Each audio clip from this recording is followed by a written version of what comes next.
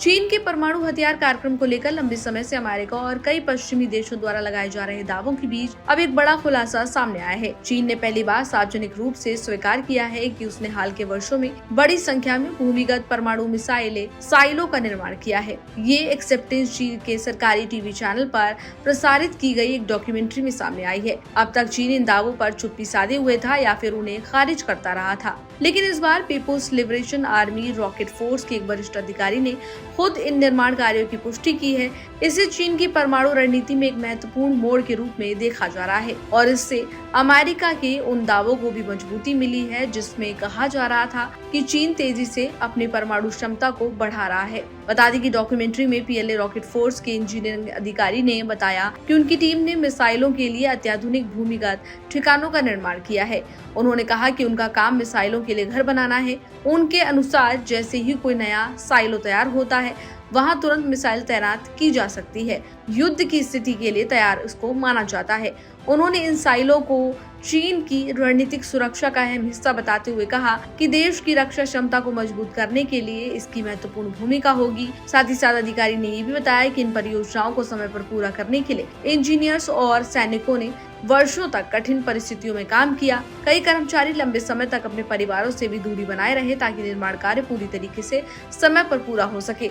दरअसल साल 2021 से ही अमेरिका और कई अंतर्राष्ट्रीय रक्षा विशेषज्ञ सैटेलाइट तस्वीरों के आधार पर दावा करते रहे हैं कि चीन अपने उत्तर पश्चिमी क्षेत्रों में बड़ी संख्या में नए मिसाइल साइलो बना रही है।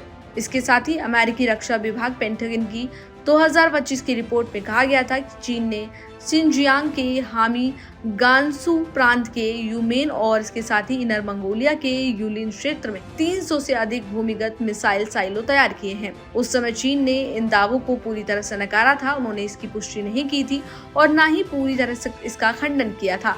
केवल इतना कहा था कि उसकी परमाणु नीति पूरी तरह से रक्षात्मक है और पश्चिमी देश चीन के सैन्य कार्यक्रम को बढ़ा चढ़ाकर पेश कर रहे हैं।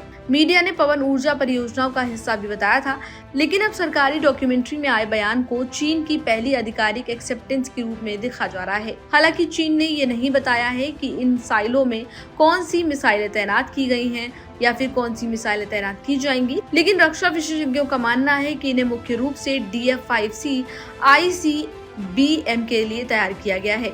बता दें कि DF-5C चीन की सबसे शक्तिशाली परमाणु मिसाइलों में शामिल है, जिसकी मारक क्षमता लगभग 12,000 से 15,000 किलोमीटर तक की मानी जाती है।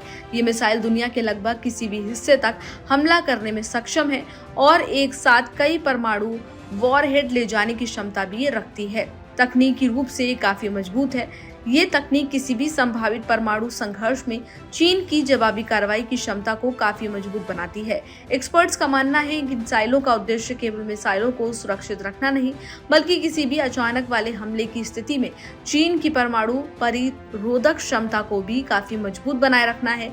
भारत के लिए भी ये घटनाक्रम रणनीतिक रूप से काफी महत्वपूर्ण है। जिन क्षेत्रों में चीन ने ये मिसाइल साइलो बनाए हैं, उनमें गांसू का यूमेन भारत के अरुणाचल प्रदेश से लगभग 1100 किलोमीटर और इसके साथ ही सिनजियांग का हामी लद्दाख और लेह से करीब 1600 किलोमीटर की दूरी पर स्थित है। भले ही इन मिसाइलों का मुख्य उद्देश्य लंबी दूरी तक परमाणु हमला करने की क्षमता को विकसित करना है, लेकिन चीन की बढ़ती सैन्य ताकत भारत के लिए कहीं न कहीं चिंता का विषय बन गई है। रक्षा एक्सपर्ट्स का मानना है कि चीन लगातार अपनी मिसाइल, परमाणु और रक्षा प्रणालियों को आधुनिकीकरण के तौर पर मजबूत कर रहा है, जिससे क्षेत्रीय सामरिक संतुलन प्रभावित हो सकता है। बता दें कि अमेरिका पहले ही कई बार चेतावनी दे चुका है कि चीन दुनिया की सबसे तेजी से बढ़ती परमाणु शक्ति बनता जा रहा है। पेंटागन का अनुमान है कि आने वाले वर्षों में चीन अपने परमाणु हथियारों की संख्या में और बढ़ोतरी करेगा।